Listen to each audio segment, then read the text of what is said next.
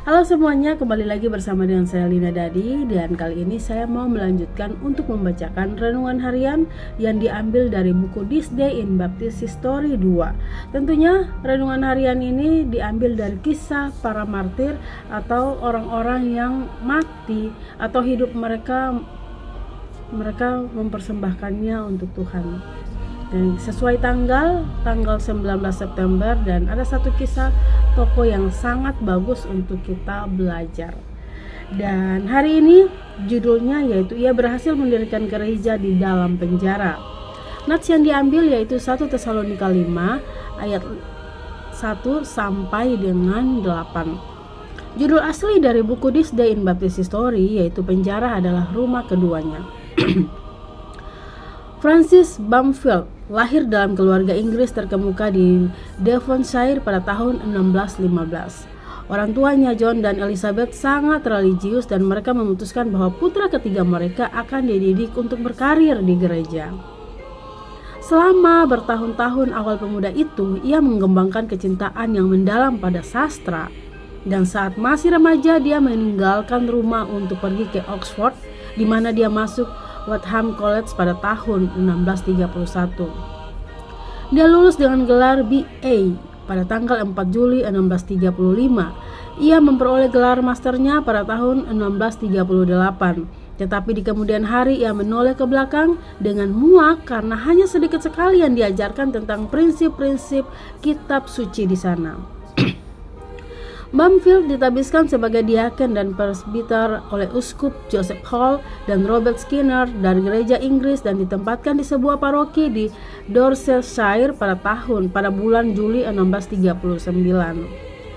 Di Dorsetshire pada bulan Juli 1639 ia menerima 100 pound sterling setiap tahun dari paroki, tetapi dia menggunakan gajinya untuk membeli Alkitab untuk orang-orang miskin dan membantu mereka dengan cara lain. Kebutuhan pribadinya dipenuhi dengan antusias sebesar 80 pound sterling per tahun yang diberikan ayahnya kepadanya. Seiring berjalannya waktu ia melayani dalam 2 setting lain sebagai hamba Tuhan paroki. Inggris berada dalam pergolakan perubahan politik dan agama selama tahun-tahun hidup Francis Bamfield. Dia hidup dan mengabdi selama periode pemerintahan dan penggulingan Raja Charles I, persemakmuran dan kemudian kembalinya monarki. Sejak awal pelayanan keagamaannya, dia adalah orang yang tidak biasa, dan setelah keselamatannya yang mungkin terjadi pada akhir tahun 1650-an, dia terbukti sebagai orang yang memiliki keyakinan. Keselamatannya mirip dengan keselamatan John Bunyan karena dia jatuh ke dalam depresi mental yang mendalam saat dia menyadari keberdosaannya. Menurut kesaksian sendiri, dia berbaring selama bertahun-tahun di bawah roh perbudakan ketakutan, sangat sering ketakutan dalam mimpi yang mengerikan. Setelah pertobatannya, Bamfield menjadi lebih dari yang lain, hamba yang hidup dari Yesus. Cemberut dan senyuman manusia sia-sia berusaha untuk memalingkannya dari tuannya. Kerugian duniawi dan penderitaan jasmani tampak baginya sebagai hal yang sepele dibandingkan dengan kebahagiaan tertinggi dari hati nurani yang hampa pelanggaran di hadapan Tuhan. Undang-undang keseragaman pada tahun 1662 masyarakat mensyaratkan bahwa semua rohaniawan gereja menyetujui sebuah deklarasi bahwa mereka memberikan persetujuan dan dukungan yang tulus untuk semua dan segala sesuatu yang terkandung dan ditentukan di dalam dan oleh kitab doa umum. Semua yang menolak untuk melakukan ini sampai batas hari Santo Bartolomeo akan dicabut penghidupannya dan dikenakan hukuman penjara 3 bulan jika mereka berkhotbah lagi setelah tanggal tersebut. Tentu saja Bamfield tidak dapat menandatangani pernyataan tersebut dan dia dikeluarkan dari posisinya di gereja. Namun pada 19 September 1662 hari ini, ia mengadakan kebaktian di rumahnya untuk keluarga dan beberapa tetangganya. Teksnya diambil dari 1 Tesalonika 5 ayat 6-7. Tentara menghentikan kebaktian dan mengeluarkan surat perintah penangkapannya. Bamford, asistennya Humphrey Phillips, dan 25 pengikut mereka dibawa ke rumah Rektor Marshall dan ditahan selama 5 hari. 25 orang disimpan dalam satu kamar dengan hanya satu tempat tidur, dan para pengkhotbah ditempatkan di kamar kedua. Setelah mendapat perlakuan kasar dan dipanggil menghadapi 4 atau 5 wakil letnan, orang-orang itu dibebaskan. Bamford kembali berkhotbah dan serangkaian penangkapan, pengadilan, pemenjaraan, dan penganiayaan pun terjadi.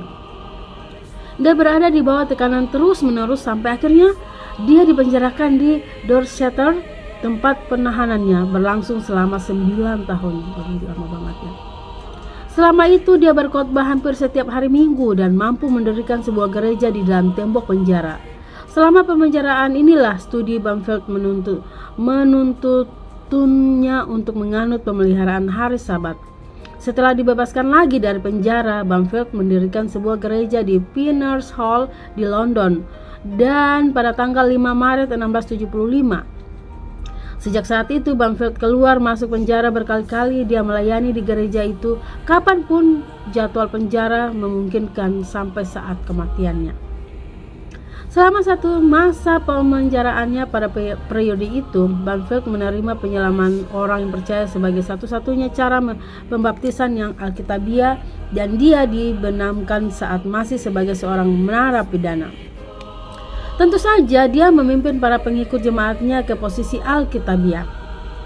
Dan gereja di Pinner's Hall menjadi gereja baptis hari ke-7 pertama di Inggris Raya. Pada 17 Maret 1682, Bamford ditangkap untuk terakhir kalinya setelah persidangannya, di mana juri atas perintah hakim memberikan vonis bersalah. Dia dipenjarakan selama apa yang akan terbukti sebagai sisa hidupnya. Kalimat hakim berbunyi bahwa mereka harus tetap dipenjara selama hidup mereka atau selama waktu yang disenangi raja.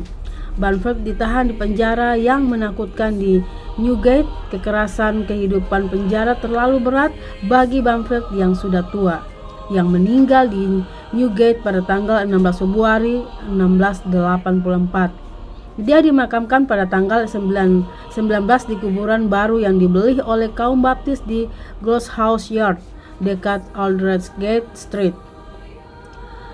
Keanekaragaman di antara kaum baptis mengherankan dunia, dan meskipun saya secara radikal tidak setuju dengan kebingungan Bamford tentang hubungan orang beriman dengan hukum Taurat, namun saya menghormati stamina dan keyakinan yang diperlihatkannya. Tidak mungkin untuk mengkloning seorang baptis sejati karena dia adalah gabungan dari generasi, kemandirian, dan keteguhan hati. Cerita-cerita bisa melalui tempaan kepribadian yang berbeda-beda, tetapi pada intinya kehidupan mereka berkualitas dan bersinar. Semoga Tuhan menambah jumlah kita bahkan selama zaman yang penuh kompromi ini.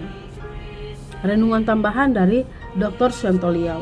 Poin pertama, ketika seseorang mulai serius memikirkan perkara rohani, maka dia akan dituntun oleh Roh Kudus kepada pemahaman yang semakin terang tentang kebenaran. Itulah yang terjadi pada Francis Bamford, seorang yang dibesarkan di keluarga yang sangat religius dan ditargetkan oleh keluarga untuk melayani di gereja. Puji Tuhan, dia akhirnya dituntun kepada kebenaran sehingga bisa diselamatkan. Jika tidak, dia akan menjadi pengajar yang menyenangkan raja tetapi menyesatkan orang. Banyak orang mau berkhotbah dan mengajar. Sungguh sangat heran jika mereka tidak bertekad menjadi pengajar kebenaran dan sungguh-sungguh mencari kebenaran. Poin kedua, Iblis berulang kali memakai alasan keseragaman pengajaran untuk menindas pengajaran yang berbeda dari yang didukungnya. Iblis merasa tidak nyaman dengan kehadiran ajaran lain yang berbeda karena akan menyinari ajarannya yang salah. Kesesatan sangat takut kepada kebenaran, sedangkan kebenaran tidak pernah takut pada kesesatan. Saat renungan ini ditulis tahun 2023, ada anggota DPR yang meminta agar film The Only Son yang mengisahkan perintah Tuhan kepada Abraham untuk mengorbankan Ishak agar dilarang masuk ke Indonesia. Pembaca pasti tahu bahwa itu karena iblis takut kebenaran. Bahkan dalam kekristenan, gereja yang pengajarannya salah dan sesat selalu memakai tangan pemerintah Itulah yang terjadi di Eropa, di Geneva, di Zurich, dan lain-lain. Iblis mau hanya satu pengajaran, yaitu pengajaran dari dia, sedangkan Tuhan rela membiarkan banyak pilihan. 3. Francis Banfield dipenjarakan sampai meninggal, tetapi dia berhasil mendirikan gereja baptis di dalam penjara. Satu saja kekurangan Francis Banfield, yaitu gagal memahami bahwa hari Sabat sudah tidak berlaku lagi, karena itu adalah aturan simbolistik dan ritualistik dalam sistem teokrasi Yudaisme. Tetapi dia tidak sampai seperti pengikut EGW yang mengajarkan bahwa sorga tidak cukup hanya bertobat dan percaya Yesus, melainkan perlu ditambah dengan pengudusan hari Sabat. Tidak boleh makan ini dan itu. Dia hanya mengajarkan bahwa acara berjemaat dilaksanakan pada hari Sabtu, bukan pada hari Minggu. Ciri khas gereja baptis ialah lokal independen. Oleh sebab baptis adalah denominasi yang paling variatif, namun tetap ada poin-poin persamaannya. Demikian renungan hari ini 19 September bersama saya Lina Dadi. Tuhan Yesus menyertai dan Maranatha.